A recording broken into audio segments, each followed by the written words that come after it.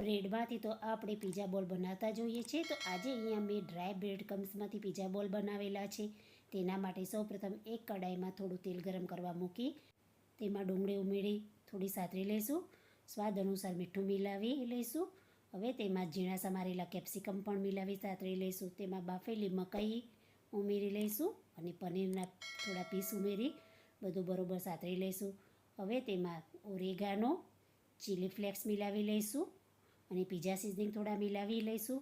બધું બરોબર મિલાવી 2 ચમચી ભરી પીઝા સોસ અને 2 ચમચી ટોમેટો કેચઅપ મિલાવી લઈશું. સ્ટફિંગ તૈયાર કરી સ્ટફિંગને ઠંડુ થવા દઈશું. હવે ડ્રાય બ્રેડ ક્રમ્સ લઈ તેમાં જરૂર મુજબ પાણી ઉમેરી અને લોટ બાંધી લઈશું.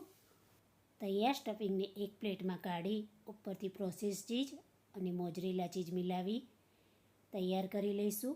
બાંધેલા લોટની કણકમાંથી આપણે નાનો લુવો લઈ હાથેથી થેપી કટોરીનો શેપ આપી તેમાં તૈયાર કરેલું સ્ટફિંગ મૂકી બોલ વાળી લઈશું. બોલ વાળી અને તેને પ્લેટમાં મૂકી દઈશું. બધા બોલ આ રીતે તૈયાર કરી લઈશું. બોલ વળાઈ જાય ત્યારે આપણે અપ્પમ પેન ગરમ કરવા મૂકી દઈશું અને તેમાં થોડું તેલ મૂકી તૈયાર કરેલા બોલ મૂકી ધીમા તાપે ગોલ્ડન કલરના શેકી લઈશું.